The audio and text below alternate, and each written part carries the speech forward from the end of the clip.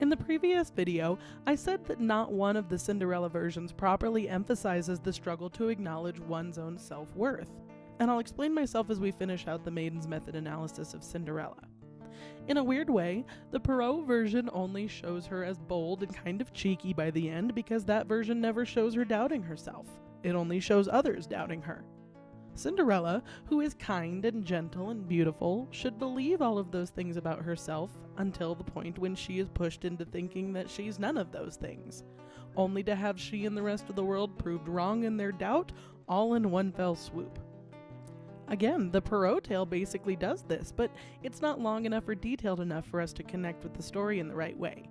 The animated movie never has her doubt her character, she's just tossed around by circumstance until she wins. The 57 Rodgers and Hammerstein's Cinderella doesn't do any self-reflection either, but to her credit, she is the only one who actually just leaves and goes to the palace to find the prince.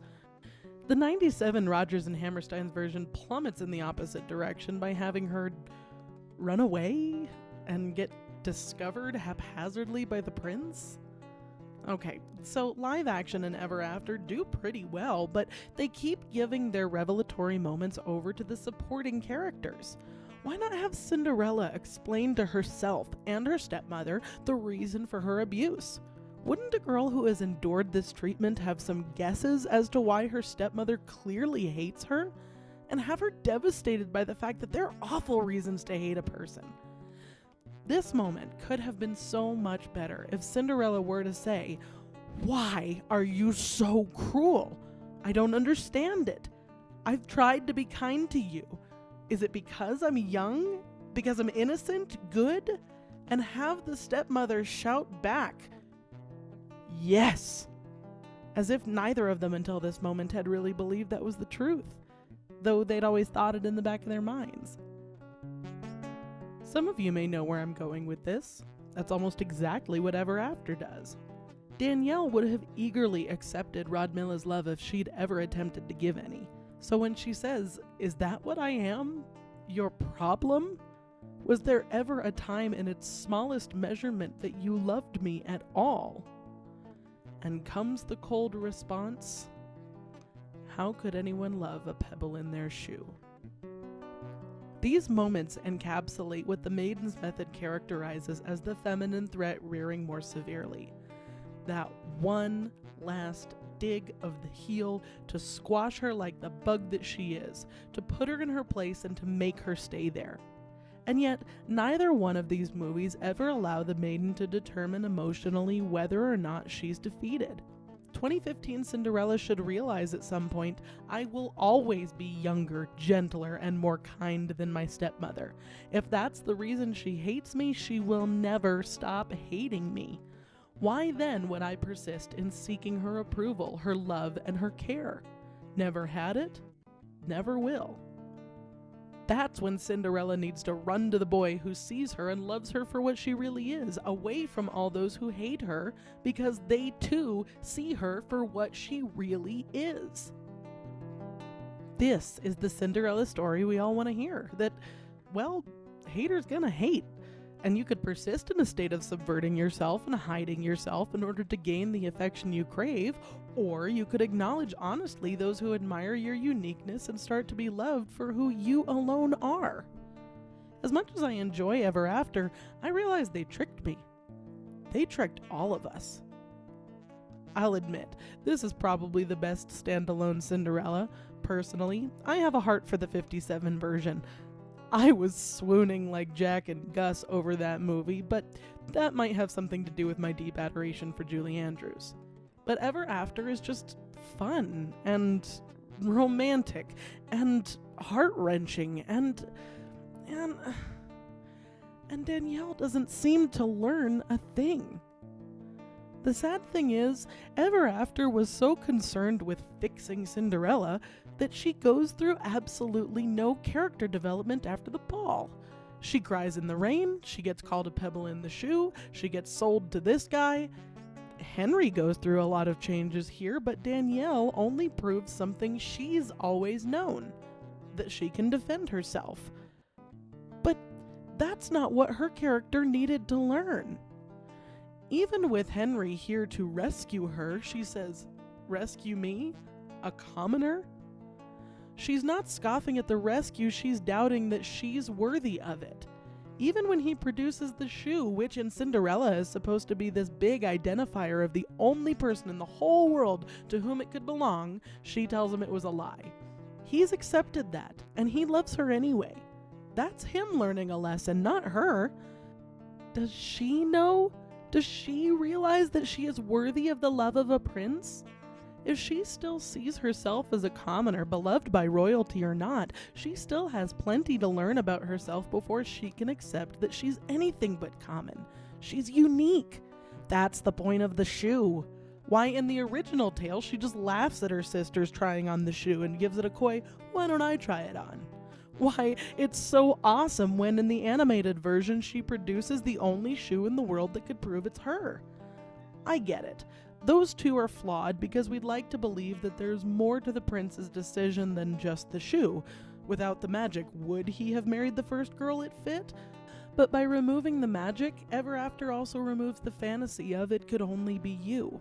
We as the audience see how awesome she is and we cheer when Henry sees it too, but it's important to ask, does she? The most complete maiden will make the biggest discoveries about herself when the feminine threat rears more severely, and yet the same old bag of tricks doesn't work on her anymore. And there usually comes this slow boil of temperance that allows the maiden to believe in herself enough to convince others to believe in her. But remember how we talked about how all the girls in Cinderella's household are being trapped? Many characters rightly face circumstances that they cannot overcome alone. That doesn't make her a weak character, that makes her a realistic, identifiable character. For the maiden's method to pull a girl out of the muck, it helps for her to know that others are there trying to dig her out. And we call that the help is on its way stage. The trick of this stage, however, is that if help comes before the maiden is ready to receive it, she may never actually escape her captivity. Danielle keeps pushing back at her rescue. Fairy godmothers can give bumps of encouragement now and again, and there are mice and even stepsisters who might come to the rescue.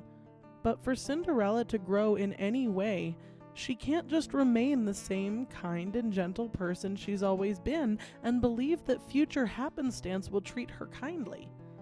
It never has before. So I want to give a proper nod to the one Cinderella who knows who she is and does something about it.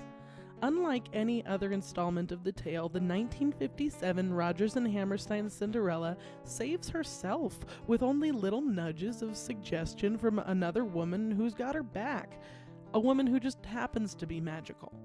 And I'll admit that the emotional connection in this version is muted. In many ways, it assumes you already know the story enough to care about her. But the ending is precisely what we've always wanted to see out of Cinderella. The story is so well known, I was actually surprised by the bait and switch. When the palace guards come with the shoe, the stepmother asserts that there are no other girls in the house. Her godmother shows up at the window and presses them to go find Cinderella, but everyone seems a little surprised to find that she's not there. It turns out she's gone directly to the palace to find the prince. They still try the shoe on her, but we could believe that it doesn't really matter. This story keeps the magic while still showing that more is required. In my opinion, this version has the best fairy godmother. It takes some time for Cinderella to realize that her dreams and wishes are actually coming true, and her godmother is being really cheeky in the lyrics of her song to say, yes, it's foolish to dream, but do it anyway and see what happens. And because these daft and dewy-eyed dopes keep building up impossible hopes, impossible things are happening every day. Again, what we should be seeing in the character progression is a revelation that being kind-hearted and good-natured are traits worthy to be loved, but that the world is keen to subvert those things because evil knows that good has an advantage. So when that threat increases, the triumph of good over evil can occur as long as the girl knows that she is good and her counterpart is evil, something she may never have accepted before. And many others who have seen her and know her come to assist her in this epic battle. Something that every good know thyself stage has to incorporate is the mirror. And even when there may be a literal mirror in some stories, that's not really what I mean. See, when the maiden confronts the mirror, it's necessary for her to know on which side she truly stands. Get this, in every single Cinderella version, the ball is the mirror. It's the one thing held up before her to ask, "Who are you?" Imagine Cinderella's story without it. At what point would she ever be able to consider the dismal dregs of her life had she not been confronted with this bright and shining public spectacle of which she is the highlight, only then to return to the ashes and the mockery? There's something particularly noble and gracious about being willing to accept a blessing, knowing that it won't last. So, why do we need a fairy godmother? Because she gives a young girl the confidence to be what she never thought she could be. And she does it with a time limit. She doesn't manifest the carriage or the horses or the footmen out of thin air because it's important that they turn back to the pumpkin and the mice and the lizards. Because that's what's going to happen to Cinderella too. Encouragement, magic, wings, they all have their limits. And by giving her the opportunity to be part of all that glitters, when the rags and the ash are back, the fairy godmother leaves her with a glass to look into and wonder. Who is she? Is she a common, filthy, lazy mouse?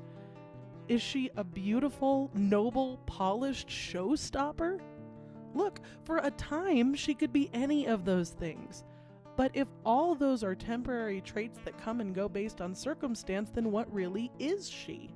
What is the part of her character that never leaves?